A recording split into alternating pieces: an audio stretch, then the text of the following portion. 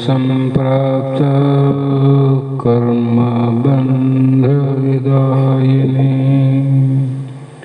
आत्मा ज्ञान प्रदानेन तस्मै श्री गुरुवे नमः। सिद्ध सद्गुरुपादाब्जं जननी जनकस्तथा तत्तोपदेशकर्तारं नत्वा भक्तिपुरस्सरम्। जगदादि जगद्गुरु अद्वैत सार्वभौम भक्ತರ ಮುಕ್ತರ ಕಲ್ಪವೃಕ್ಷ ಕಾಮಧೇನು ಸದ್ಗುರು ಸಿದ್ಧಾರೂಢ ಮಹಾಸ್ವಾಮಿಗಳ ಶ್ರೀ ಪಾದಪದ್ಮಗಳಿಗೂ ಆರೂಢ ಜ್ಯೋತಿ ಸದ್ಗುರು ಶಿವಪುತ್ರ ಮಹಾಸ್ವಾಮಿಗಳ ಶ್ರೀ ಪಾದಗಳಿಗೂ ಶ್ರೋತ್ರಿಯ ಬ್ರಹ್ಮನಿಷ್ಠರು ಬ್ರಹ್ಮಲೀನರು ನಿರಂತರ ಜ್ಞಾನದಾಸೋಹಿಗಳಾದ ಸದ್ಗುರು ಬಸವಾನಂದ ಮಹಾಸ್ವಾಮಿಗಳ ಶ್ರೀ ಚರಣ ಕಮಲಗಳಿಗೂ ಅನಂತ ದೀರ್ಘ ದಂಡ ಪ್ರಣಾಮಗಳನ್ನು ಸಮರ್ಪಿಸುತ್ತಾ ಸದ್ಗುರು ಸಿದ್ಧಲಿಂಗಪ್ಪ ತಾತ ಕಪಗಲ್ ಇವರನ್ನು ಮನದೋಳು ಧ್ಯಾನಿಸುತ್ತ ತಮ್ಮೆಲ್ಲರಿಗೂ ವಂದಿಸುತ್ತ ಈ ದಿನ ಶ್ರೀಮದ್ ಭಗವದ್ಗೀತೆ ಎನ್ನುವ ಗ್ರಂಥದ 16ನೇ ಅಧ್ಯಾಯದ 23ನೆಯ ಶ್ಲೋಕ ಇಂದಿನ ಆಧಾರದ ವಿಷಯವಾಗಿದ್ದು, ಮಹಾತ್ಮರು ಇಲ್ಲಿಯವರೆಗೂ ಅರ್ಜುನನನ್ನು ನಿಮಿತ್ತವಾಗಿಟ್ಟುಕೊಂಡು ನಿಮ್ಮೆಲ್ಲರಿಗೆ ಪರಾಂಗತಿಯಾತಿ ಅಂದರೆ ಇಲ್ಲಿಯವರೆಗೂ ಎಷ್ಟೋ ಜನ್ಮಗಳಲ್ಲಿ ಹುಟ್ಟಿ ವಿಕಾರವಾಗಿ ಮತ್ತು ಸತ್ತು ಹೋಗಿ ಈ ಜನನ ದುಃಖ ವಿಕಾರದ ದುಃಖ ಮರಣ ದುಃಖವನ್ನು ಅನುಭವಿಸಿ ಕಷ್ಟದಲ್ಲಿ ಬಿದ್ದಂಥ ನಮಗೆ ಮುಂದೆ ನೀನು ಇಂಥ ಕಷ್ಟಕ್ಕೆ ಬರಬಾರದು ಅನ್ನುವ ಗತಿಯನ್ನು ನೀನು ಪಡೆದುಕೊಂಡು ಈ ಜನ್ಮವನ್ನು ಸಾರ್ಥಕ ಮಾಡಿಕೊಳ್ಳಬೇಕು ಅಂತ ಉಪದೇಶವನ್ನು ಮಾಡ್ತಾ ಬಂದರು. ಈಗ ಮುಂದೆ ಈ ಶ್ಲೋಕದಲ್ಲಿ ವಿಧಿಗಳನ್ನು ತೋರಿಸ್ತಾರೆ. ವಿಧಿ ಅಂದರೆ ಮಾರ್ಗ ಅಂದ್ರೆ ಒಂದೇ. ಏನು ಹೇಳ್ತದಂದ್ರೆ ಶಾಸ್ತ್ರ ವಿಧಿಂ ಉತ್ವಜ್ಞ ವರ್ತತೆ ಕಾಮಕಾರತ ನ ಸ ಸಿದ್ಧಿಂ ಅವಾಪ್ನೋತಿ ನ ಸುಖಂ ನ ಪರಾಂ ಗತಿಂ ಅಂದ್ರು. ಅಂದರೆ ಯಹ ಶಾಸ್ತ್ರ ವಿಧಿ ಮುತ್ಸೃಜ್ಞ ವರ್ತತೆ ಕಾಮಕಾರತ ಅಂದರೆ ಯಾರು ಈ ಜಗತ್ತಿನಲ್ಲಿ ಎಲ್ಲಿಗಾದರೂ ಹೋಗಬೇಕಾಗಿತ್ತು ಅಂದರೆ ಆ ಒಂದು ಹೋಗುವ ಊರು ನಮಗೆ ತಲುಪಬೇಕಾಗಿತ್ತು ಅಂದರೆ ಎಷ್ಟೇ ದಾರಿಗಳಿದ್ದರೂ ಕೂಡ ನೀನು ಊರಿಗೆ ಹೋಗುವಂಥ ದಾರಿಯ ಬೋರ್ಡನ್ನಾಗಲಿ ಅಥವಾ ಅಲ್ಲಿ ಇರುವಂಥ ಪುರುಷನನ್ನು ವಿಚಾರಿಸಿ ಬೇರೆ ದಾರಿಗಳನ್ನು ಬಿಟ್ಟು ನೀನು ಹೋಗುವ ದಾರಿಯನ್ನು ಹಿಡಿದರೆ ಮಾತ್ರ ಆ ಗತಿಯನ್ನು ನೀನು ಕಾಣುತ್ತಿದ್ದಿ. ಇದು ಲೌಕಿಕದಲ್ಲಿ ಪ್ರಪಂಚದಲ್ಲಿ ಜಗತ್ತಿನ ಓಡಾಟದಲ್ಲಿ ಸಹಾಯವಾಗ್ತವೆ. ಅದಕ್ಕಾಗಿ ಅಲ್ಲಲ್ಲಿ ಬೋರ್ಡ್ಗಳು ಹಾಕಿರ್ತಾರೆ. 2 ಕಿಲೋಮೀಟರಿಗೊಂದು, 5 ಕಿಲೋಮೀಟರಿಗೊಂದು, 10 ಕಿಲೋಮೀಟರಿಗೊಂದು ಬೋರ್ಡ್ ಯಾಕೆ ಹಾಕ್ತಾರಂದ್ರೆ ನೀನು ಹೋಗುವ ದಾರಿ ಸರಿ ಇದೆಯೋ ಇಲ್ಲವೋ ಅನ್ನೋದು ಆ ಬೋರ್ಡ್ ಮುಖಾಂತರ ಗೊತ್ತಾಗ್ತದೆ. ಕೆಲವೊಂದು ಸಲ ಹೋಗ್ತೀವಿ, ಬೋರ್ಡ್ನಲ್ಲಿ ಇರುವಂಥ ವ್ಯತ್ಯಾಸ ಆದಾಗ ವಾಪಸ್ ಬರ್ತೀವಿ, ಇಲ್ಲಪ್ಪ ಮಿಸ್ಟೇಕ್ ಆಯಿತು ಅಂತ. ಹಾಗೆ ಇಲ್ಲಿ ನಮ್ಮ ಮನಸ್ಸಿಗೆ ಬಂದಂತೆ ನಮ್ಮ ಊರಿನ ದಾರಿಯನ್ನು ಹಿಡಿಯುವುದು ಶಾಸ್ತ್ರದಲ್ಲಿ ಅಲ್ಲ. ಶಾಸ್ತ್ರದ ವಿಧಿಗಳೇನೆಂದರೆ ಮನಸ್ಸಿಗೆ ಬಂದಂತೆ ನಡೆಯದಿರು ಇಹದಲ್ಲಿ ಅಂತ ನಿಜಗುಣರು ಉಪದೇಶವನ್ನು ಮಾಡಿದಂತೆ ಇದು ಪ್ರಯಾಣಿಕರು ಹೋಗುವ ದಾರಿಯಲ್ಲಿ ಸರಿಯಾದ ಮಾರ್ಗವನ್ನು ಹಿಡಿಯಬೇಕು, ಉಳಿದ ಮಾರ್ಗವನ್ನು ಬಿಡಬೇಕಂತ. ಅದರಂತೆ ಇಲ್ಲಿ ನಾವು ಎಲ್ಲಿ ಹೋಗಬೇಕಾಗಿದೆ ನಮ್ಮ ಸ್ವರೂಪ ಸಾಕ್ಷಾತ್ಕಾರದ ಗತಿಯನ್ನು ಪಡೆಯಲಿಕ್ಕೆ ನಾವು ಹೊರಟೀವಿ. ನಾವು ಯಾವುದೇ ಕ್ಷೇತ್ರಕ್ಕಾಗಲಿ ಯಾತ್ರೆಗಾಗಲಿ ಹೊರಟೋರಲ್ಲ, ಯಾವ ದೇಶಕ್ಕಾಗಿ ಯಾವ ಲೋಕಕ್ಕಾಗಿ ಹೋಗೋರಲ್ಲ. ಇಲ್ಲಿ ನಮ್ಮ ಗತಿ ಏನಂದ್ರೆ ನಮ್ಮ ಸ್ವರೂಪ ಸಾಕ್ಷಾತ್ಕಾರವಾದಂಥ ಸಚ್ಚಿದಾನಂದ ಸ್ವರೂಪವನ್ನೇ ಸೇರುವುದೇ ನಮ್ಮ ಮೂಲ ಗತಿ, ಮೂಲ ಉದ್ದೇಶ. ಆ ಗತಿಯನ್ನು ಮುಟ್ಟಬೇಕಾಗಿದ್ರೆ ನಿನಗೆ ದಾರಿಯಲ್ಲಿ ಬೋರ್ಡುಗಳು ಹೇಗೆ ಬೇಕೋ ಅಥವಾ ಒಬ್ಬ ವ್ಯಕ್ತಿಯ ಮಾರ್ಗದರ್ಶನ ಹೇಗೆ ಬೇಕೋ ಅದರಂತೆ ಮೋಕ್ಷ ಗತಿಯನ್ನು ಪಡೆಯಬೇಕಾಗಿತ್ತಂದ್ರೆ ಈ ಬೋರ್ಡುಗಳು ಈ ದಾರಿಯನ್ನು ತೋರಿಸುವಂಥ ಬುದ್ಧಿವಂತರ ಅವಶ್ಯಕತೆ ಇಲ್ಲಿ ನಡೆಯೋದಿಲ್ಲ. ಇಲ್ಲೇನಪ್ಪ ಬೋರ್ಡುಗಳಂದ್ರೆ ಶಾಸ್ತ್ರಗಳೇ ಬೋರ್ಡುಗಳು. ಶಾಸ್ತ್ರಗಳು ಹೇಳ್ತಾವ, ಇಲ್ಲಿ ಬಂದಿದ್ದಿ, ಇಲ್ಲಿ ಬಂದಿದ್ದಿ, ಪಾಪ ಬಿಟ್ಟಿದ್ದಿ, ಪುಣ್ಯಕ್ಕೆ ಬಂದಿದ್ದಿ, ಪುಣ್ಯದಿಂದ ಮತ್ತ ಮುಂದೆ ಬಂದಿದ್ದಿ, ಇನ್ನು ಎಷ್ಟು ದೂರ ಅನ್ನೋದು ಹೇಳಿಕೊಡೋದು ಯಾವುದು? ಶಾಸ್ತ್ರ. ಹಾಗಾಗಿ ಶಾಸ್ತ್ರ ಪ್ರಮಾಣ ಬೇಕು ಅಂತಿಲ್ಲಿ. ದಾರಿಗೆ ಬೋರ್ಡೇ ಪ್ರಮಾಣ. ನಮಗೆ ಬೋರ್ಡ್ ಆದಲ್ಲಪ್ಪ ಮತ್ತೆ ಯಾಕೆ ಕೇಳ್ತಾರಂತಿಲ್ಲ, ಯಾಕಂದ್ರೆ ಅದು ಅನುಮಾನ ಇಲ್ಲ ಅಂತ. ಅದರಂತೆ ಶಾಸ್ತ್ರವೇ ಇಲ್ಲಿ ಪ್ರಮಾಣ ಬೇಕು. ಶಾಸ್ತ್ರ ಪ್ರಮಾಣದ ಕಡೆ ಗಮನ ಕೊಡದಿದ್ದರೆ ಮಾಡುವುದನ್ನು ಬಿಟ್ಟು ಬಿಡುವುದನ್ನು ಮಾಡಿ ಅನರ್ಥಕ್ಕೆ ಗುರಿಯಾಗಬೇಕಾಗುತ್ತದೆ. ಬೋರ್ಡಿನ ದಾರಿಯನ್ನು ಬಿಟ್ಟು ಇನ್ನೊಂದು ಕಡೆ ಹೋದರೆ ಅನರ್ಥದ ದಾರಿಯನ್ನು ಹಿಡಿಯುತ್ತೇವೆ ವಿನ ಸಾರ್ಥಕತೆಯ ದಾರಿಯನ್ನು ಬಿಡಬೇಕಾಗ್ತದೆ.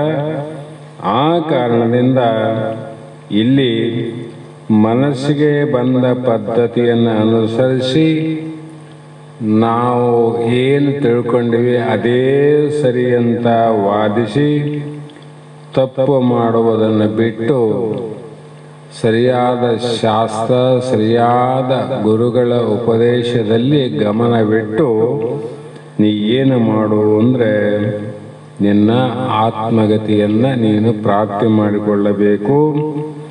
ಒಂದು ವೇಳೆ ಇಲ್ಲಿ ಶಾಸ್ತ್ರವೇ ಆಧಾರ ಅಂತ ಯಾಕೆ ಹೇಳ್ತೀರಿ?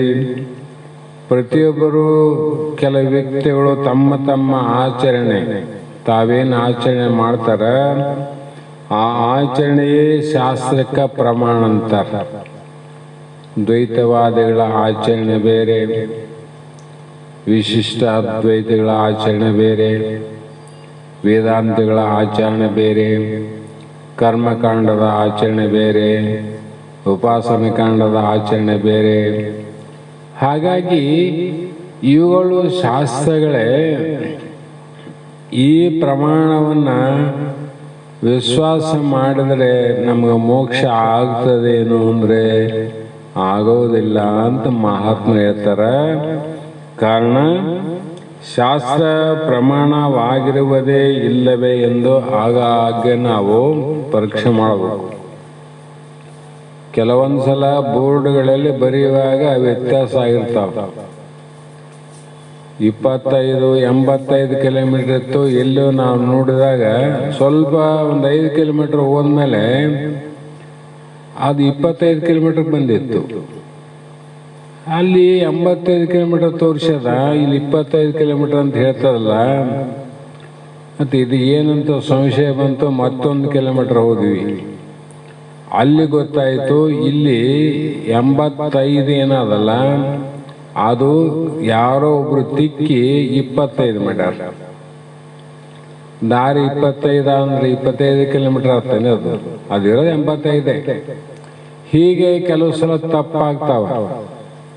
ಅದಕ್ಕೆ ಶಾಸ್ತ್ರದ ಆಚರಣೆಗಳನ್ನು ಪರೀಕ್ಷೆ ಮಾಡಬೇಕು. ನಾವು ಮಾಡಿ ತನ್ನ ಆಚರಣೆಯು ಶಾಸ್ತ್ರ ಪ್ರಮಾಣಕ್ಕೆ ಸರಿಯಾದ ಪಕ್ಷದಲ್ಲಿ ಅದು ಉತ್ತಮ ಮಾರ್ಗ. ನೋಡಪ್ಪ, ನೀವು ಉತ್ತಮ ಗತಿಯನ್ನು ಹೊಂದಬೇಕಾದ್ರೆ ಉತ್ತಮ ಮಾರ್ಗನೇ ಹಿಡಿಬೇಕು. ಮಧ್ಯಮ ಗತಿಯನ್ನು ಹೊಂದಬೇಕಾದರೆ ಮಧ್ಯಮ ಮಾರ್ಗವನ್ನೇ ಅನುಸರಿಸಬೇಕು. ಕನಿಷ್ಠ ಮಾರ್ಗವನ್ನು ಹಿಡಿದರೆ ಕನಿಷ್ಠ ಗತಿ ಪ್ರಾಪ್ತಿಯಾಗುತ್ತದೆ.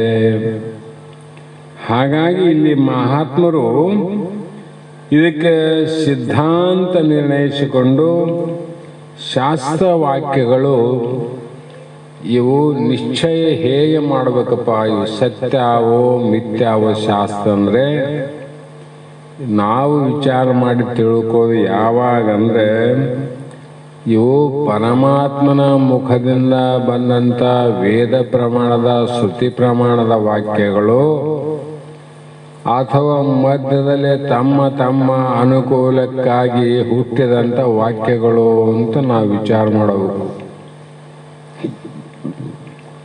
ವೇದ ಪ್ರಮಾಣ ಆದ ಮೇಲೆ ಮೋಕ್ಷದ ಮಾರ್ಗದಲ್ಲಿ ಅಥವಾ ಧರ್ಮ ಕ್ಷೇತ್ರದ ಕಾರ್ಯಗಳಲ್ಲಿ ಎಷ್ಟೆಷ್ಟು ಶಾಸ್ತ್ರದ ವಾಕ್ಯಗಳು, ಎಷ್ಟೆಷ್ಟೋ ಸ್ವಯಂ ಘೋಷಿತ ವಚನದ ವಾಕ್ಯಗಳು, ಎಷ್ಟೆಷ್ಟೋ ಹಾಡುಗಳು, ಪದ್ಯಗಳು ಬಂದವಿಲ್ಲ.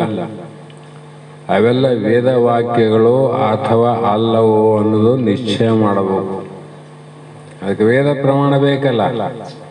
ಹಾಗಾಗಿ ಪರಮಾತ್ಮನಿಂದ ಹೊರಟಂತ ಉಪದೇಶದ ವಾಕ್ಯಗಳೇ ಇಲ್ಲಿ ಶಾಸ್ತ್ರಗಳು ಅಂತ ತಿಳಿಬೇಕು. ಹಾಗಾಗಿ ಅನುಭವಿಕಾರರಾದ ಮಹರ್ಷಿಗಳ ನಿರ್ಣಯಗಳು ಆದುದರಿಂದ ಅವುಗಳನ್ನು ಯಾರೂ ಉಲ್ಲಂಘಿಸಬಾರದು. ಶ್ರುತಿಯೇ ಸ್ಮೃತಿ ವಾಕ್ಯಗಳೊಂದಲ್ಲ, ಹೇಳಲಿಲ್ಲ. ಶ್ರುತಿ ವಾಕ್ಯಗಳೇ, ಪರಮಾತ್ಮನ ವೇದದ ವಾಕ್ಯಗಳೇ ಅನುಭವಿಸಿ ನಮಗೆ ತಿಳಿಯುವಂಥ ಯಾವ ಉಪಮಾನಗಳನ್ನು ಕೂಡಿಸಿ ಅನುಭವಕ್ಕೆ ಸರಳವಾಗಿ ಬರುವಂಗೆ ಹೇಳಿದಂಥ ಋಷಿಗಳೇನಾರ ಆ ಋಷಿಗಳು ವಾಕ್ಯಗಳು ಕೂಡ ವೇದ ವಾಕ್ಯ ಅಂತ ತಿಳಿಬೇಕು ನಾವು.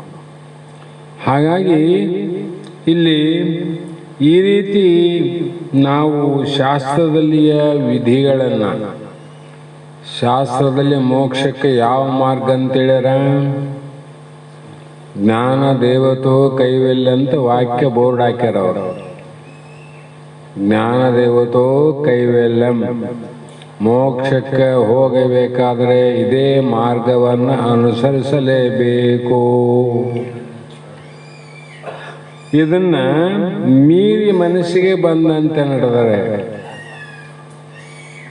ಅದೇನಪ್ಪ ಅಂತ ಮನಸ್ಸಿಗೆ ಬಂದಂಗೆ ಹೋದ್ರೆ ಇಹಲೋಕದ ಸುಖವನ್ನು ನೀ ಕಳ್ಕೊಂತಿದ್ದಿ, ಕೊನೆಗೆ ಮೋಕ್ಷದ ಆನಂದವನ್ನ ಕಳ್ಕೊಂತಿದ್ದಿ. ಎರಡೂ ಕಳ್ಕೊಂಡ ಮೇಲೆ ಉಭಯ ಭ್ರಷ್ಟನಾಗುತ್ತಿ. ಅಗಸನ ನಾಯಿ ಅಳ್ಳನೂ ಕಾಯಲಿಲ್ಲ ಮನೆನೂ ಕಾಯಿಲ್ಲ ಅನ್ನುವಂಗ ಸರ್ವರು ಪ್ರತಿ ಕೆಲಸಗಳಲ್ಲಿಯೂ ಶಾಸ್ತ್ರ ಮರ್ಯಾದೆಯನ್ನು ಅನುಸರಿಸಬೇಕು. ಹೇಳುವವರು ಶಾಸ್ತ್ರದ ಗೌರವವನ್ನು ಕಾಪಾಡಬೇಕು, ಕೇಳುವವರು ಶಾಸ್ತ್ರದ ಗೌರವವನ್ನು ಕಾಪಾಡಬೇಕು. ನೀನು ಜನಗಳಿಗೆ ಗೌರವವನ್ನು ಕೊಡೋದಕ್ಕೋಸ್ಕರವಾಗಿ ಜೈ ಜೈ ಅನ್ನುವ ಮಾತಲ್ಲ. ಯಾಕಂದರೆ ಇದು ಭಗವಂತನ ವಾಣಿ, ಪರಮಾತ್ಮನ ವಾಣಿ. ಹಾಗಾಗಿ ಇಲ್ಲಿ ಕೆಲವು ಮಹಾತ್ಮರು ಶಾಸನ ಶಂಶನಾತ್ ಶಾಸ್ತ್ರಂ ಶಾಸ್ತ್ರ ಮಿಥ್ಯ ವಿಧೀಯತೆ ಅಂತ ಒಂದು ವಾಕ್ಯ ಹೇಳಿದರು.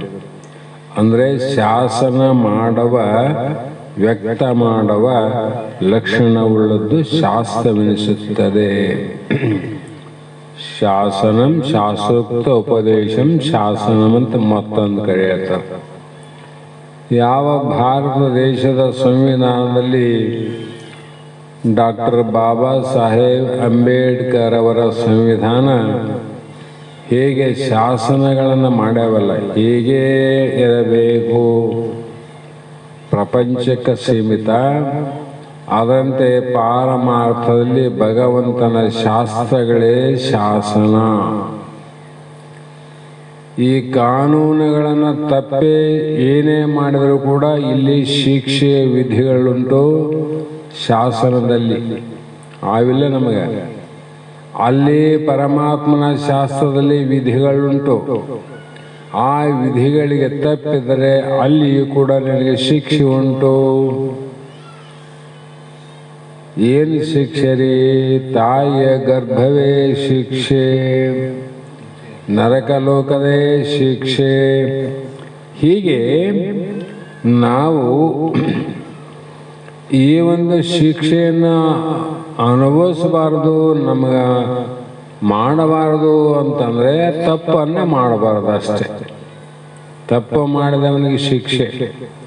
ಅದರಂತೆ ಇದನ್ನ ಮೀರಿದರೆ ಏನು ಆಗ್ತದ್ರಿ ಅಂದರೆ ಒಂದೇ ಒಂದು ಉದಾಹರಣೆ. ಕೌರವ ಪಾಂಡವರಂತಲ್ಲಿ ದುರ್ಯೋಧನನು ಇದ್ದ, ಧರ್ಮನು ಇದ್ದ. ದುರ್ಯೋಧನ ಭಗವಂತನ ಶಾಸ್ತ್ರದ ಮಾತನ್ನು ಮೀರಿದ, ತನ್ನ ಮನಸ್ಸಿಗೆ ಬಂದಂತೆ ನಡೆದ, ಅದರಿಂದ ಸರ್ವನಾಶ ಮಾಡಿಕೊಂಡು ಹಾಳಾದ ದುರ್ಯೋಧನ. ಹಾಳಾದ್ನಲ್ರಿ, ಇದಕ್ಕಿಂತ ಹೆಚ್ಚಿನ ಪ್ರಮಾಣ ಏನ್ ಬೇಕಂತ ನಮಗೆ? ಇದಕ್ಕಿಂತ ದೊಡ್ಡ ಪ್ರಮಾಣ ಅಂತ ದೊಡ್ಡವರೇ ಸಂಪತ್ತು, ರಾಜ್ಯ, ವಂಶ ನಾಶ ಆಯಿತು. ಕಾರಣ ಭಗವಂತನ ಶಾಸನವನ್ನು ಮೀರಿದಾಗ. ಅದೇ ಪಾಂಡವರು ಶ್ರೀಕೃಷ್ಣನ ತೋರಿಸಿದ ದಾರಿಯಲ್ಲಿ ಮಾರ್ಗದಲ್ಲಿ ಹೋದ್ದರಿಂದ ಅವರಿಗೆ ಇಹದಲ್ಲಿ ಸುಖನೂ ಆಯಿತು, ಪರಲೋಕದಲ್ಲಿ ಮೋಕ್ಷವನ್ನು ಪಡೆದುಕೊಂಡರು. ಅಂದರೆ ಶಾಸ್ತ್ರದಲ್ಲಿ ಶಕ್ತಿ ಆದಂತಾಯ್ತು ಅಥವಾ ಇಲ್ಲಂತಾಯ್ತು?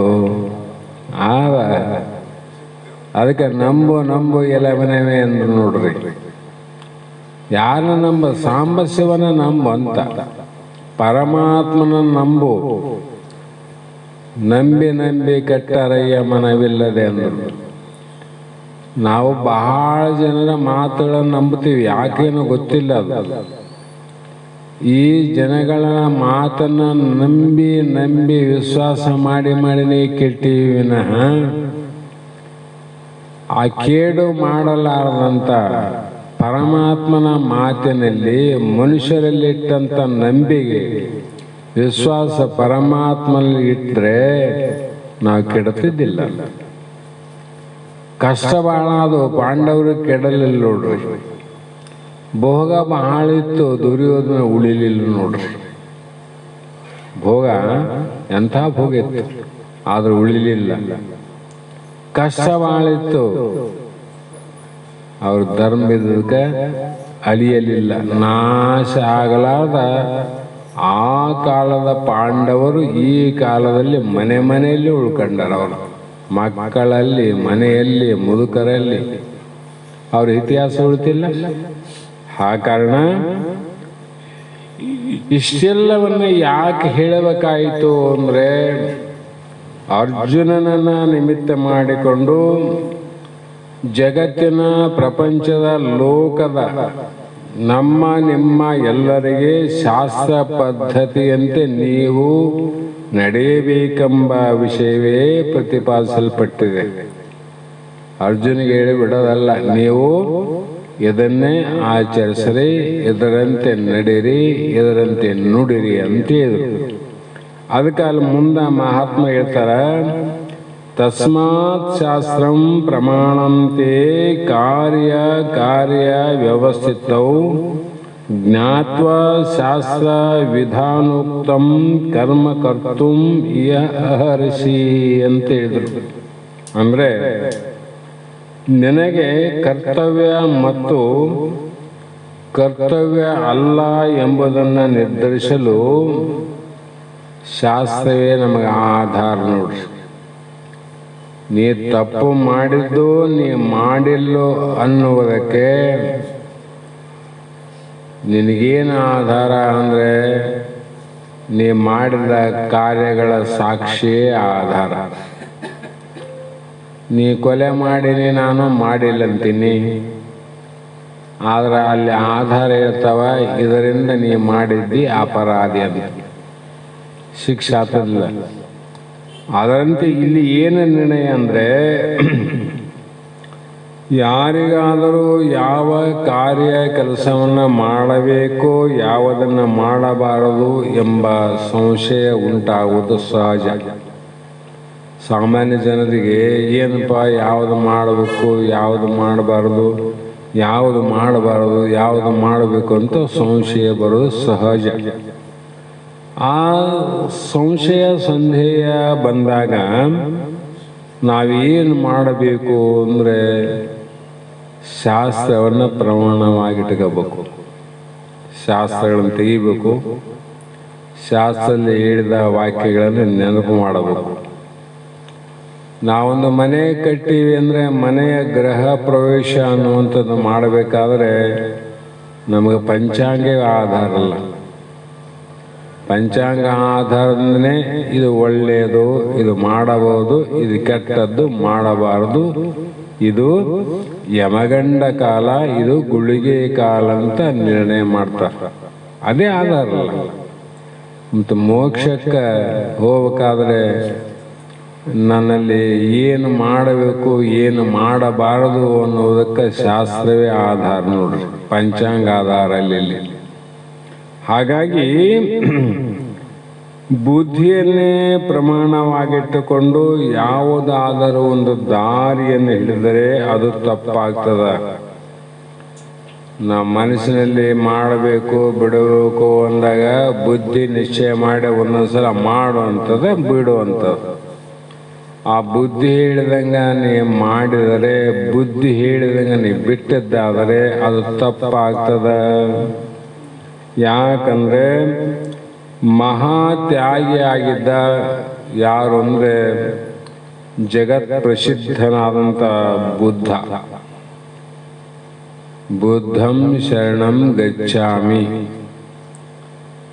ಆತ ಏನು ಮಾಡಿದ ಅಂದರೆ ಶಾಸ್ತ್ರ ಪ್ರಮಾಣಗಳನ್ನು ಬಿಟ್ಟು ತನ್ನ ಬುದ್ಧಿಯನ್ನೇ ಪ್ರಮಾಣವಾಗಿಟ್ಟುಕೊಂಡಿದ್ದರಿಂದ ಅವನ ಮತವು ಭಾರತ ದೇಶವನ್ನು ಬಿಟ್ಟು ಹೊರಗೆ ಹೋಗಬೇಕಾಯಿತು. ಭಾರತ ದೇಶದಾಗ ಬುದ್ಧಂದು ಉಳಿಬೇಕಾಯಿತು. ದೇಶದಿಂದ ಹೊರಗೆ ಹಾಕೋಯ್ತು ಅಂದರೆ ಶಾಸ್ತ್ರ ಪ್ರಮಾಣ ಇಲ್ಲ, ಬುದ್ಧಿಯೇ ಆತ್ಮ ಅಂದ್ರು. ಹೌದಿಲ್ಲ? ಹಾಗಾಗಿ ಅದು ಉಳಿತೇನೋ ಭಾರತದಲ್ಲಿ ಹೊರಗೆ ಹೋಯ್ತಲ್ಲ. ಅದರಂತೆ ತಮ್ಮ ಬುದ್ಧಿಗೆ ಮುಖ್ಯ ಸ್ಥಾನವನ್ನು ಕೊಡದೆ ಶಾಸ್ತ್ರ ಪ್ರಮಾಣಕ್ಕೆ ಮುಖ್ಯವಾದ ಸ್ಥಾನವನ್ನು ಕೊಡಬೇಕು ನೋಡ್ರಿ ನಾವು.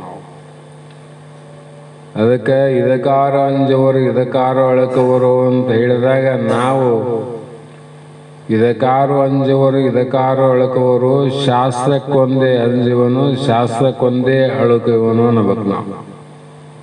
ಶಾಸ್ತ್ರ ಕೇಳಿದ್ರಿಗೆ ಭಯ ಆಗ್ತದ, ಅಲ್ಲಿ ಅಂಜಿಕೆ ಆಗ್ತದ. ಏನಾದ್ರೂ ಕಾರ್ಯ ಮಾಡಬೇಕಾದ್ರೆ ಭಾಳ ಯೋಚನೆ ಮಾಡ್ತಾನೆ ಮನುಷ್ಯ. ಯಾಕಂದ್ರೆ ಅವನಿಗೆ ಶಾಸ್ತ್ರವೇ ಪ್ರಮಾಣ ಅಲ್ಲ.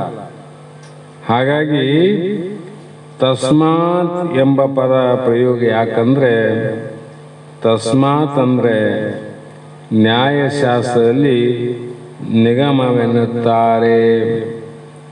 ಹೇಳಬೇಕಾದ ವಿಷಯಗಳೆಲ್ಲವನ್ನು ಹೇಳಿ ಮುಗಿಸಿದ ಮೇಲೆ ಮತ್ತೊಂದು ಸಾರಿ ಹೇಳಿದ್ದನ್ನು ಉಚ್ಚಾರ ಮಾಡುವಾಗ ತಸ್ಮಾತ್ ಜಾಗೃತೆ ಅಂತ ಹೇಳ್ತಾ ಬರ್ತಲ್ಲ. ಅರ್ಜೆಂಟ್ ಇದ್ದಾಗ ಎಲ್ಲ ಹೇಳಿದಾಗ ತಂದೆ ತಾಯಿ ಬಸ್ಸಿನಲ್ಲಿ ಮಗಳು ಕುಂತಾಗ ಎಲ್ಲ ಮನೆಯಲ್ಲೆಲ್ಲ ಹೇಳಿರ್ತಾರೆ, ದಾರಿಯಲ್ಲಿ ಹೇಳಿರ್ತಾರೆ. ಬಸ್ಸಿನಲ್ಲಿ ಕುಂತು ಹೋಗುವಾಗನು ಕೂಡ ಮಗಳೇ ನಾನು ಹೇಳಿದ್ದೆಲ್ಲ ನೆನಪಾದಲ್ಲಮ್ಮ, ನಾನು ಹೇಳಿದ್ದೆಲ್ಲ ನೆನಪಿಟ್ಟಗಮ್ಮ, ಆರಾಮಂತ ಮತ್ತೆ ಎರಡೇ ಮಾತಿನಲ್ಲಿ ನೆನಪು ಮಾಡ್ತಾರೆ ಮಗಳಿಗೆ ಗಂಡನ ಮನೆಗೆ ಹೋಗುವಾಗ. ಅದರಂತೆ ಇಲ್ಲಿ ಶಾಸ್ತ್ರಗಳು ಇಲ್ಲಿ ಶಾಸ್ತ್ರಕ್ಕೆ ವಿರುದ್ಧವಾಗಿ ಆಚರಿಸಿದರೆ ಸುಖವಾಗಲಿ ಮೋಕ್ಷವಾಗಲಿ ಉಂಟಾಗೋದಿಲ್ಲ. ನಮಗೆ ದುಃಖನೇ ಆಗ್ತದೆ, ಸುಖ ಆನಂದ ಆಗೋದಿಲ್ಲ ಅಂತ ಈ ವಾಕ್ಯದಿಂದ ಶ್ರೀಕೃಷ್ಣನ ದೃಷ್ಟಿಯಲ್ಲಿ ಈ ರೀತಿ ಅಂದರೆ ವೇದ ಶಾಸ್ತ್ರಗಳು ಎಷ್ಟು ಪ್ರಮಾಣಭೂತಗಳಾಗಿರುವುದು ಎಂಬುದು ವಿಧಿವತ್ತಾಗಿದೆ. ಕಾನೂನುಗಳು ಎಷ್ಟು ಕಠಿಣವಾದವು ಅನ್ನೋದು ಗೊತ್ತಾಗಬೇಕಾದ್ರೆ ಮರಣದಂಡನೆ ಶಿಕ್ಷೆ ಅಂತ ಆದಾಗ ಗೊತ್ತಾಗ್ತದೆ. ಮರಣದಂಡನೆ ಅದು ಕಾಗದದಲ್ಲಿ ಬರೆದಂಥ ಒಂದು ಶಬ್ದಗಳವು, ಹೌದಿಲ್ಲ? ಆ ವಾಕ್ಯಗಳು ಒಬ್ಬ ಜೀವಂತವಾಗಿರುವಂಥ ಮನುಷ್ಯನನ್ನ ಜೀವಂತವಾಗಿ ಶಿಕ್ಷೆಗೊಳಪಟ್ಟು ಮರಣದಂಡನೆಯನ್ನು ವಿಧಿಸುವ ಶಕ್ತಿಯಾದ ಆ ಕಾನೂನಿಗೆ, ಹೌದಿಲ್ಲ? ಇವೇನು ಬಿಡಪ್ಪ ಶಾಸ್ತ್ರದ ವಾಕ್ಯಗಳು, ತಾವು ಕಾಗದ ವಾಕ್ಯಗಳು ಮತ್ತು ಬೇರೆ ಯಾವ ವಾಕ್ಯಗಳು ಅವು ಯಾವ ದೇಶದ ಸಂವಿಧಾನದಲ್ಲಿರ್ತಕ್ಕಂಥ ಪುಸ್ತಕದ ವಾಕ್ಯಗಳು. ಇವು ಮಹಾತ್ಮರ ಗ್ರಂಥಗಳಲ್ಲಿರುವಂಥ ವೇದಾಂತದ ವಾಕ್ಯಗಳು. ಅವು ಕೆಲಸ ಮಾಡ್ಯಾವಂದ್ರೆ ತಿಳ್ಕೊ, ಇವನು ಅಷ್ಟೇ ಕೆಲಸ ಮಾಡ್ತಾವ. ಹಾಗಾಗಿ ಮೀರಿದೆ ಅಂದರೆ ಇಲ್ಲಿ ನಿನಗೆ ಮರಣದಂಡನೆ ಮತ್ತೆ ಯಮಶಿಕ್ಷೆ. ಹಾಗೆ ಇದು ಎಷ್ಟು ಶ್ರೇಷ್ಠವಾಗಿದೆ, ಎಷ್ಟು ಶಕ್ತಿಯಾದ ಶಾಸ್ತ್ರದ ವಾಕ್ಯಗಳಲ್ಲಿ ಅನ್ನೋದಕ್ಕೋಸ್ಕರವಾಗಿ ಇಲ್ಲಿ ಭದ್ರಪಡಿಸಿ ಯಾವ ವಾಕ್ಯಗಳಲ್ಲಿ ಶಕ್ತಿ ಎಷ್ಟಿದೆ ಅನ್ನೋದಕ್ಕೋಸ್ಕರವಾಗಿ, ಶಾಸ್ತ್ರದಲ್ಲಿ ಎಷ್ಟು ಶಕ್ತಿ ಇದೆ ಅನ್ನೋದು ದೃಢಪಡಿಸೋದಕ್ಕೋಸ್ಕರವಾಗಿ ಪ್ರತಿಯೊಬ್ಬರೂ ಈ ಶಾಸ್ತ್ರ ಪ್ರಮಾಣಗಳಿಂದ ನಮ್ಮ ಕಾರ್ಯಗಳನ್ನು ಏನು ಮಾಡಬೇಕು ಏನು ಮಾಡಬಾರದು ಅನ್ನೋದು ನಾವೇ ನಿರ್ಣಯಿಸಬೇಕು. ನಿನ್ನ ನಿರ್ಣಯ ಹೆಂಗಿರಬೇಕು ಅಂದರೆ ಶಾಸ್ತ್ರಬದ್ಧವಾಗಿರ್ಬೇಕು. ನಾವು ಶಾಸ್ತ್ರ ಬಹಳ ಹೇಳ್ತೀವಿ, ಶಾಸ್ತ್ರಬದ್ಧವಾಗಿ ಹೋಗಂದ್ರೆ ಕೆಲವು ಸಿಟ್ಟು ಬರ್ತದೆ. ಸಿಟ್ಟು ಬರ್ತಿಲ್ಲ, ಯಾಕೆ ಬಂತಪ್ಪ ಅಂದರೆ ಅನ್ಯಾಯ ಮಾರ್ಗ ಹಿಡಿಬೇಕಂತ ಅರ್ಥ. ಇದರ ಅರ್ಥ ಏನು ಹೇಳ್ಕೊಡ್ತಾರೆ? ಯಾರೇ ಇರಲಿ ಮಹಾತ್ಮರು ಯಾಕೆ ಅವ್ರು ಬಡ್ಕಂತಾರಂದ್ರೆ, ಇಲ್ಲಿವರೆಗೂ ಬಂದು ಮತ್ತೆ ಅದಕ್ಕೆ ಏನಾದ್ರು ಚ್ಯುತಿ ಬಂತು ಶಾಸ್ತ್ರಕ್ಕಂದ್ರೆ ನಾವು ಎಲ್ಲಿ ಹೋಗ್ತೀವಿ, ಅಧೋಗತಿ ಹೋಗ್ತೀವಿ ಅನ್ನೋ ಅರ್ಥ. ಅದಕ್ಕಾಗಿ ಜ್ಞಾತ್ವ ಶಾಸ್ತ್ರ ವಿಧಾನೋಕ್ತಂ. ಮತ್ತೇನು ಹೇಳಿದ್ರು? ಕರ್ಮಾಚರಣೆಗೆ ಪೂರ್ವದಲ್ಲಿ ಶಾಸ್ತ್ರಜ್ಞಾನವು ಅಗತ್ಯವೆಂದು ಸೂಚಿತವಾಗುತ್ತದೆ.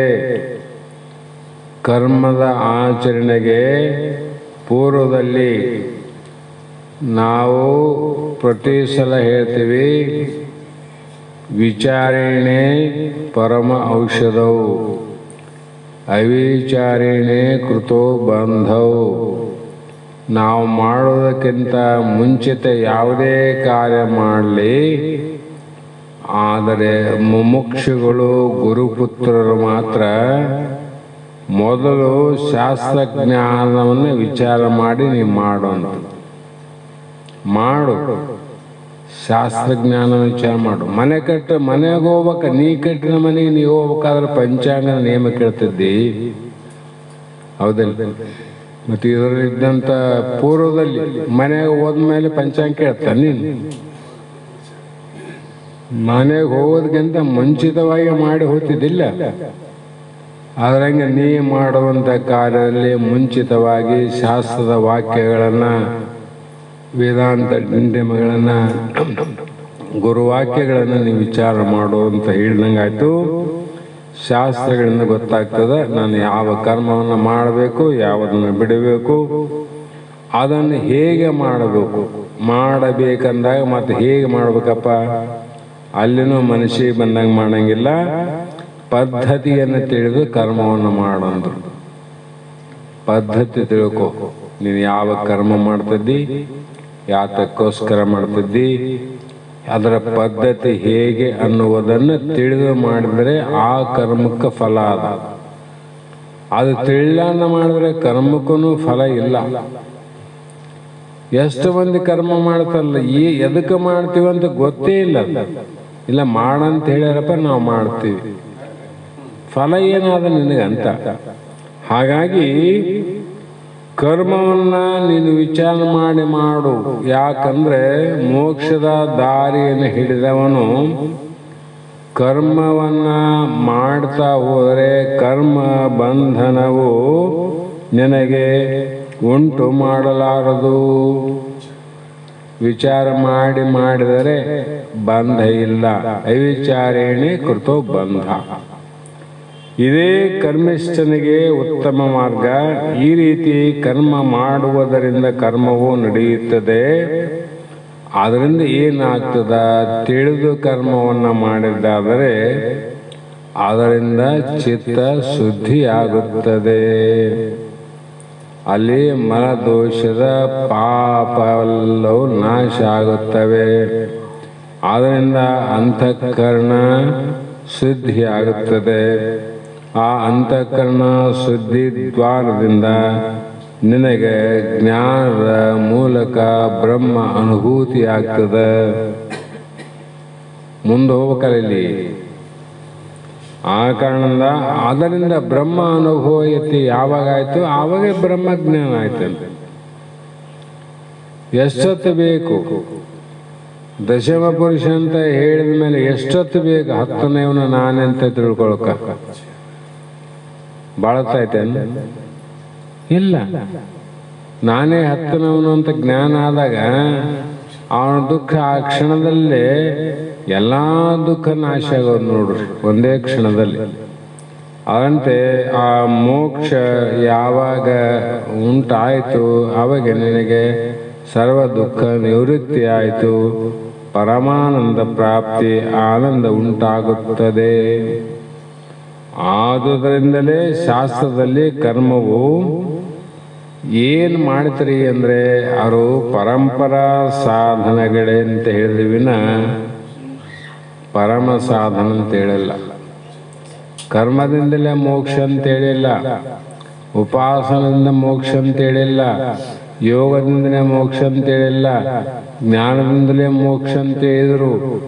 ಜ್ಞಾನದಿಂದಲೇ ಮೋಕ್ಷ ಆಗಬೇಕಾದ್ರೆ ಇದು ಯೋಗ, ಇದು ಉಪಾಸನ, ಕರ್ಮ ಯಾಕೆ ಹೇಳಿದರು ಅಂದರೆ ಯೋ ಪರಂಪರ ಸಾಧನ. ಆ ಮೋಕ್ಷದ ಜ್ಞಾನ ನಿನಗಾಗಬೇಕಾಗಿದ್ರೆ ಇವು ಮೂರು ಸರಿಯಾಗಿ ನೀನು ಸಾಧಿಸಿದ್ದಾಗ ಮಾತ್ರ ಅದು ಅನುಭೂತಿ ಆಗ್ತದೆ. ಅದಕ್ಕೆ ಕಿತ್ತಿ ಹಾಕಿಲ್ಲ ಅವನ್ನ. ಪರಂಪರಾ ಸಾಧನ ಅಂತ ಹೇಳ್ತಾ ಬಂದಾರ ವೇದಾಂತಿಗಳು.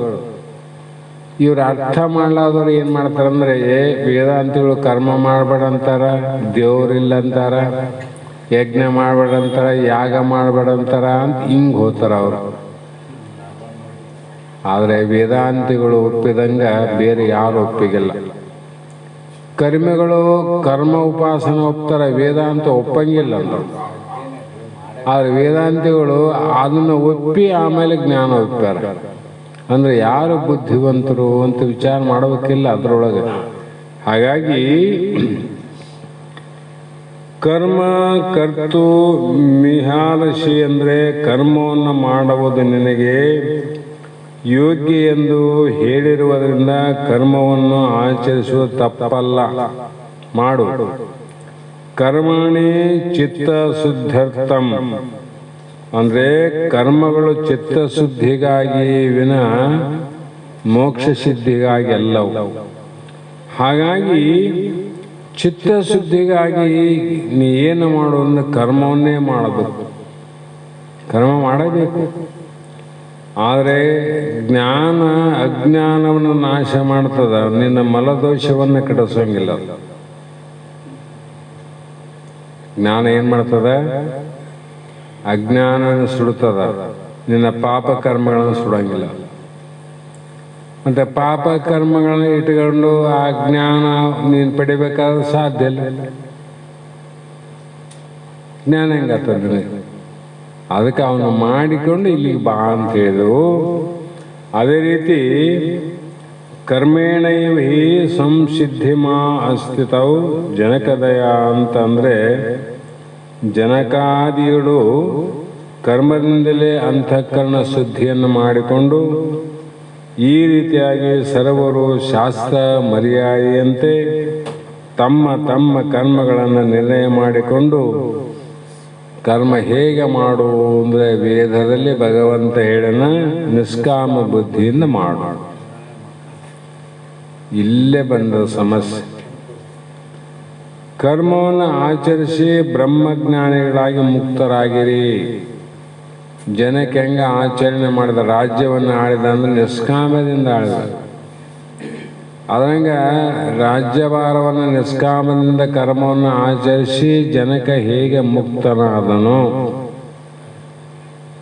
ಅದಂತೆ ನೀನು ನಿಷ್ಕಾಮದಿಂದ ಕರ್ಮಗಳನ್ನು ಮಾಡು, ಸಂಸಾರದಲ್ಲಿ ಮಾಡು, ನಿಷ್ಕಾಮದಿಂದ ಮಾಡು, ನೀನು ಮುಕ್ತ ಆಗ್ತಿದ್ದಿ. ಅಂದರೆ ಇಲ್ಲಿ ಅವನು ಜನಕನಿಗೆ ಎಷ್ಟು ಶ್ರದ್ಧೆ ಶಾಸ್ತ್ರಗಳ ಮೇಲೆ ವೇದಗಳ ಮೇಲೆ ಇತ್ತು ಅಂತ ಅರ್ಥ ಆಗ್ತದೆ. ಅದಕ್ಕಾಗಿ ಅವನು ಜನಕನಂದದಿ ಕೇಳಿದಾಗಲೇ ಹೇಳಬೇಕು ಜನಕನಂದದಿ ಎಂದು. ಆದರೆ ನಮಗೆ ವಿಶ್ವಾಸ ಇಲ್ಲಲ್ಲ. ಈ ರೀತಿಯಾಗಿ ಈ ಒಂದು 14ನೇ ಅಧ್ಯಾಯ ಸಾರಾಂಶ ಅಂದರೆ ಹಿಂದೆ ಹೇಳಿದಂಥ ನಮ್ಮಲ್ಲಿ ಅಸುರಿ ಸಂಪತ್ತುಗಳಾದ ದಂಭ, ದರ್ಪ, ಕಾಮ, ಕ್ರೋಧ ಇವೆಲ್ಲವೂ ಕೂಡ ನಮ್ಮಲ್ಲಿ ಇರಬಾರ್ದು. ಇವು ಇದ್ರೆ ಏನಾಗ್ತದೆ ಅಂದರೆ ಒಂದೊಂದು ಗುಣಗಳಿಂದ ಒಂದೊಂದು ಅನರ್ಥ ಉಂಟಾದಾಗ ಈ ಸಕಲ ಗುಣಗಳಿಂದ ನಮ್ಮ ಶ್ರೇಯಸ್ಸಿಗೆ ಪ್ರತಿಬಂಧಕ ಆಗ್ತದೆ. ಇರುವ ಮಹಾದೋಷವೆಂದರೆ ಕಾಮಕ್ರೋಧ ಲೋಭಗಳೇ ಮಹಾದೋಷ ಅನ್ನೋ ಸಾರಾಂಶವನ್ನು ಇಲ್ಲಿ ಹೇಳ್ತಾ ಬಂದು ಇವುಗಳನ್ನು ಪರಿಗ್ರಹಿಸಿ ಶ್ರೇಯಸ್ಸನ್ನು ಕೊಡುವಂಥ ಅಧಿಕಾರಿಯು ಏನು ಮಾಡಬೇಕು ಅಂದರೆ ಇವುಗಳಲ್ಲಿ ಅತ್ಯಂತ ವಿಶ್ವಾಸ ನಂಬಿಕೆಯನ್ನಿಟ್ಟುಕೊಂಡು ಶ್ರೋತ್ರಿಯ ಬ್ರಹ್ಮನಿಷ್ಠ ಸದ್ಗುರುಗಳನ್ನು ಅವರ ಸನ್ನಿಧಿಯಿಂದ ಅವರು ಹೇಳುವ ಶಾಸ್ತ್ರ ಶ್ರವಣ ಪಾರಾಯಣರಾಗಬೇಕು. ಈ ಒಂದು ಅಧ್ಯಾಯದ ತಾತ್ಪರ್ಯ ಅಂತ ಇಲ್ಲಿವರೆಗೂ ವಿಶಾಲವಾಗಿ ಹೇಳ್ತಾ ಬಂದರು. ಇಲ್ಲಿಯೇ ಓಂ ಮಂಗಲಂ ಶ್ರೀ ಕುರುಕ್ಷೇತ್ರೇ ರಣಕ್ಷೋಣಿ ವಿಹಾರಿಣಿ ಪಾರ್ಥಸಾರಥಿ ರೂಪಾಯ ಗೀತಾ ಆಚಾರ್ಯ ಮಂಗಲಂ ಓಂ ತತ್ ಸತ್ತೋ ಅಂತ ಇಲ್ಲಿಗೆ ಇದು ಮುಕ್ತಾಯವಾಯಿತು 16ನೇ ಅಧ್ಯಾಯ. ಇನ್ನು ಉಳಿದ 2 ಅಧ್ಯಾಯದಲ್ಲಿ 17ನೇ ಅಧ್ಯಾಯ ಪ್ರಾರಂಭವಾಗಿಟ್ಟುಕೊಂಡು ಈ ಒಂದು ಅಧ್ಯಾಯವನ್ನು ಇಲ್ಲಿ ಎಲ್ಲ ಮುಗಿದದ. ಮೋಕ್ಷ ಹೇಗೆ ಪಡಿಬೇಕು, ಹೇಗಿಲ್ಲ, ಯಾವ ಮಾರ್ಗವನ್ನು ಅನುಸರಿಸಬೇಕು, ಆತ್ಮ ಅಂದ್ರೇನು, ಅನಾತ್ಮ ಅಂದ್ರೇನು, ಪ್ರಪಂಚ ಅಂದ್ರೇನು, ಎಲ್ಲ ಇಂದ್ರಿಯಾದಿಗಳ ಅವರ ಧರ್ಮ ಕರ್ಮ ಎಲ್ಲವನ್ನು ಸವಿಸ್ತರವಾಗಿ ತತ್ ತಮ್ಮ ಹಸಿ ಕೂಡ ಹೇಳ್ತಾ ಬಂದರು. ಈ 17ನೇ ಅಧ್ಯಾಯ ಏನು ಹೇಳ್ತಾರೆ ಅಂದರೆ, ಬರೇ ಪಾರಾಯಣ ಮಾಡಿದರೆ ಫಲ ಅಂದರು. ಈ 16ನೇ ಅಧ್ಯಾಯ ಬರೇ ಪಾರಾಯಣ ಮಾಡಿದರೆ ಫಲ ಏನಂದರೆ, ಜಪ ಧ್ಯಾನ ಮತ್ತು ಪುನಶ್ಚರಣ ಇವುಗಳನ್ನು ಸಕಾಮ ಬುದ್ಧಿಯಿಂದ ಮಾಡಿದರೆ ಪುಣ್ಯ ಉಂಟಾಗಿ ಉತ್ತಮ ಗತಿ ಪ್ರಾಪ್ತಿಯಾಗ್ತದಂದರು. ಯಾಕಂದ್ರೆ ಯಾರನ್ನ ಕೈ ಬಿಡಬಾರದು. ಅವನು ಮೊದಲೇ ಹೇಳಿರಲ್ಲ, ಕರ್ಮಿಗೆ 100 ಜನ್ಮ. ಇಲ್ಲಿ ಕೊನೆ ಚರ್ಮಕ್ಕೆ ಅಭ್ಯಾಸನೇ ಅಣು ತಪ್ಪಿ ಜಡ ಬರ್ತಿನಂಗ ಮತ್ತೆ ಹಿಂದಕ್ಕೆ ಹೋದ. ಮತ್ತು 100 ಜನ್ಮದಲ್ಲಿ ಇವನಿಗೆ ಆತದಂದ್ರೇನು, ಒಂದು ಆಸೆಯನ್ನು ಅಪೇಕ್ಷೆಯನ್ನು ಇಟ್ಟುಕೊಂಡು ಆದಷ್ಟು ಒಂದು ಸತ್ಯ ಧರ್ಮದ 4 ವಾಕ್ಯಗಳನ್ನು ಉಚ್ಚಾರ ಮಾಡಲಿ, ಸ್ವಲ್ಪ ಧ್ಯಾನ ತಪದ ಕಡೆ ಸಮಯವನ್ನು ಕೊಟ್ಟು ಪಾಪ ಕೆಟ್ಟಂಥ ಪೂರ್ಣ ಸಮಯದಲ್ಲಿ ಸ್ವಲ್ಪ ಆದರೂ ಪುಣ್ಯ ಕಾರ್ಯಕ್ಕೆ ಬಂದು ಪಾಪ ಕಡಿಮೆ ಆಗಲಿ ಅನ್ನೋ ಮಾತಿಗಾಗಿ ಹೇಳ್ತಕ್ಕಂಥ ಮಾತಿದು. ಹೀಗಾಗಿ ಪೂರ್ವಕಾಲದಲ್ಲಿ ಗೋರ್ಜರ ಅನ್ನುವಂಥ ಒಂದು ದೇಶ, ಆ ದೇಶದಲ್ಲಿ ಸೌರಾಷ್ಟ್ರಕ ಗ್ರಾಮದಲ್ಲಿ ಖಡ್ಗ ಬಾಹು ಅನ್ನುವಂಥ ಒಬ್ಬ ರಾಜ ಇದ್ದ. ಅವನು ಒಂದು ತೋಳುಗಳಲ್ಲಿ ಸದಾ ಕಾಲ ಖಡ್ಗನೇ ಇರ್ತಿತ್ತು, ಅದಕ್ಕೆ ಖಡ್ಗ ಬಾಹು ಅಂತ ಹೆಸರು. ಅವನು ಸರ್ವ ಐಶ್ವರ್ಯ ಸಂಪನ್ನನಾಗಿದ್ದು ಅವನಲ್ಲಿ ಹರಿವರ್ಧನನೆಂಬ ಹೆಸರಿನ ಮಹಾಬಲಶಾಲಿಯಾದ ಒಂದು ಆನೆ ಇತ್ತು. ರಾಜನಲ್ಲಿ ಒಂದು ಆನೆ ಇತ್ತು. ಒಂದು ದಿವಸ ಆನೆ ಮದವೇರಿ ಕಟ್ಟಿದ ಸರಪಳಿಯನ್ನು ಕಿತ್ತುಕೊಂಡು ಊರ ಜನರ ಮೇಲೆ ದೌರ್ಜನ್ಯ ದಬ್ಬಾಳಿಕೆ ಬಿತ್ತದ. ಊರಿನ ಜನರಲ್ಲೂ ಭಯದಿಂದ ಹಾಹಾಕಾರ ಮಾಡತೊಡಗಿದಾಗ ಮಾವಟಿಗನು ಎಷ್ಟು ಪ್ರಯತ್ನ ಮಾಡಿದರೂ ಅದು ಶಾಂತವಾಗಲಿಲ್ಲ. ಮಾವುತನ ವಶಕ್ಕೆ ಆನೆ ಬರಲೇ ಇಲ್ಲ. ಅಷ್ಟರಲ್ಲಿ ಸರಸನೆಂಬ ಒಬ್ಬ ಬ್ರಹ್ಮಜ್ಞಾನಿಯು ಸ್ನಾನ ಮಾಡಕ್ಕೆ ಹೋಗಿದ್ದ. ಮಾಡಿ ಬರುವಾಗ ಕೆಲವು ಗೀತಾ ಶ್ಲೋಕಗಳನ್ನು ಹೇಳ್ತಾ ಆ ದಾರಿಯಲ್ಲಿ ಬರ್ತಿದ್ದ. ಭಗವದ್ಗೀತೆಯ ಕೆಲವು ಶ್ಲೋಕಗಳನ್ನು ಸ್ನಾನ ಮಾಡಿ ಬರುವಾಗ ಹೇಳ್ತಾ ಬಂದ. ಕೂಡಿದ ಜನರು ಈ ದಾರಿಯಿಂದ ಹೋಗಬೇಡ್ರಿ, ಈ ದಾರಿಗೆ ಹೋಗ್ಬೇಡ್ರಿ, ಅಲ್ಲಿ ಮತದಾನ ಇದೆ, ಅಪಾಯ ಇದೆ, ಅಪಾಯ ಇದೆ, ಹೋಗ್ಬೇಡ್ರಿ ಅಂದ್ರು. ಯಾರಿಗೆ? ಆ ಬ್ರಹ್ಮಜ್ಞಾನಿಗೆ. ಆಗ ಇದಕ್ಕೆ ಕೇಳದೆ ಧೈರ್ಯದಿಂದ ಗೀತಾ ಶ್ಲೋಕಗಳನ್ನು ಮತ್ತಷ್ಟು ಗಟ್ಟಿಯಾಗಿ ಉಚ್ಚರಿಸುತ್ತಾ ಎಲ್ಲರನ್ನು ಹೆದರಿಸಿದ ಮದಗಜದ ಸಮೀಪಕ್ಕೆ ಬಂದು ಅದರ ಶರೀರದ ಮೇಲೆ ಕೈ ಆಡಿಸಲತ್ತಿದ. ಗೀತಾ ಪಾರಾಯಣ ಮಾಡಿ ಬ್ರಹ್ಮಜ್ಞಾನವನ್ನು ಪಡೆದು ತನ್ನೊಳಗೆ ಶೇಖರಿಸಲ್ಪಟ್ಟ ಆಧ್ಯಾತ್ಮಿಕ ಶಕ್ತಿಯು ಅಂಗೈ ಮೂಲಕವಾಗಿ ಆನೆಯಲ್ಲಿ ಪ್ರವೇಶವಾಗಿ ಅದರ ಮದವು ಇಳಿದು ಶಾಂತತೆ ಉಂಟಾಯಿತು. ಅದು ಎಷ್ಟು ಉಗ್ರ ರೂಪದಾಯಿತು ಅಷ್ಟೇ ಶಾಂತ ಆಯಿತು. ದೈವ ಬಲದ ಮುಂದೆ ಪಶುಬಲವು ತಲೆ ಎತ್ತಲಾರದು. ಅದಕ್ಕೆ ದೈವ ಬಲ ಹೊಂದಿರೆ ದೈವ ಬಲ ಹೊಂದಿಲ್ಲದ್ರೆ ಅಂತ ನಿಜಗೊಂಡು ಒಂದು ಪದ್ಯನ ಮಾಡ್ಯಾರ. ನೆರೆದ ಜನರೆಲ್ಲರೂ ಅಪಾಯದಿಂದ ಪಾರಾದಕ್ಕಾಗಿ ಆ ಮಹಾತ್ಮನ ಪಾದಕ್ಕೆ ನಮಸ್ಕಾರ ಮಾಡಿ ಅನೇಕ ವಿಧವಾಗಿ ಸ್ತುತಿಯನ್ನು ಮಾಡಿ ಮಹಾರಾಜನು ಬಂದು ಮಹಾತ್ಮನಿಗೆ ತಲೆಬಾಗಿ ತನ್ನ ರಾಜಭವನಕ್ಕೆ ಆ ಬ್ರಹ್ಮ ಋಷಿಯನ್ನು ಕರೆದುಕೊಂಡು ಹೋಗಿ ಉಚಿತವಾದ ರತ್ನ ಖಚಿತವಾದ ಉನ್ನತವಾದ ಆಸನ ಮೇಲೆ ಆತನನ್ನು ಕುಳ್ಳಿಸಿ ಆತನಿಗೆ ಪೂಜಿಸಿ, ಮಹಾತ್ಮನೇ, ತಮ್ಮಲ್ಲಿರುವ ಈ ಮಹಾಶಕ್ತಿಗೆ ಕಾರಣವೇನು ಅಂತ ಆ ರಾಜ ಪ್ರಾರ್ಥನೆ ಮಾಡಿದ ಆ ಋಷಿಯನ್ನು. ಆವಾಗ ಅವ್ರು ಏನು ಹೇಳಿದ್ರು ಅಂದರೆ, ಗೀತಾ ಅಷ್ಟಷೋಡಶೋ ಅಧ್ಯಾಯ ಶ್ಲೋಕಾನ್ ಕತಿಪಾಯನಂ ಜಪಾಮಿ ಪ್ರತ್ಯಹಂ ಭೂಪತೆ ನೈತಾ ಸರ್ವಸಿದ್ಧಿ ಅಂದರು. ನೋಡಪ್ಪ, ಈ ಶಕ್ತಿ ನನಗೆ ಎದರಿಂದ ಬಂತು ಅಂದರೆ, ಪ್ರತಿದಿನ ವಿಧಿಪೂರ್ವಕವಾಗಿ ಈ ಗೀತೆಯ ಷೋಡಶೋ ಅಧ್ಯಾಯ ಅಂದರೆ 16ನೇ ಅಧ್ಯಾಯ ನಾನು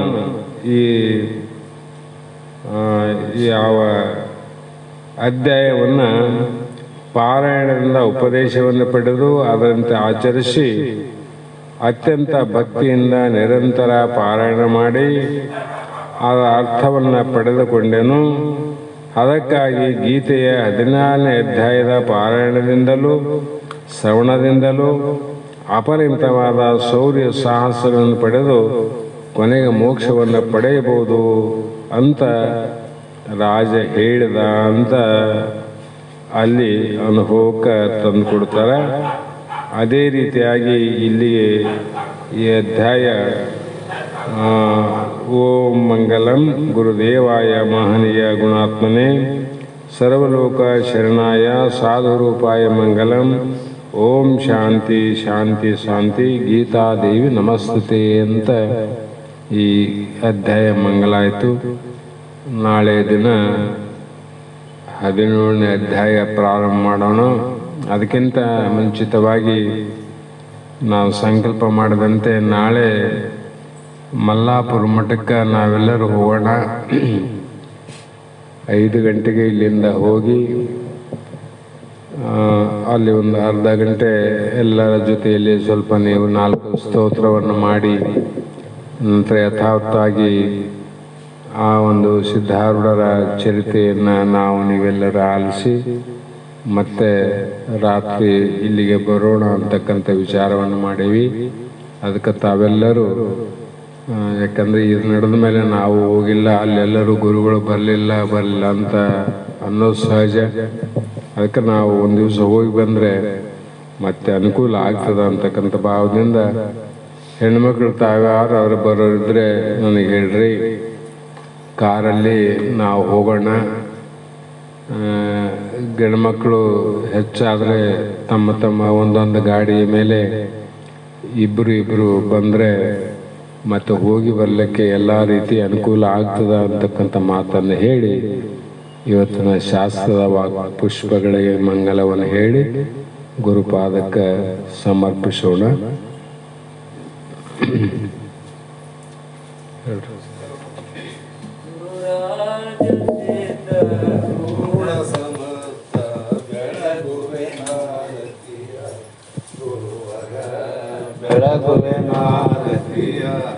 ಗುರು ರಾಜ್ಯಕ್ಕೆ ತತ್ವಂ ಪದರಾರ್ಥವ ಬೋಧಿಸಿದೆ, ಗುರುವರಾರ್ಥವ ಬೋಧಿಸಿದೆ. ಉಚ್ಚಾರವಾನ ಶಂಕರ ನಾಮ ಉಚ್ಚಾರವ ಮಾಡಿದಿ, ಉಚ್ಚಾರವ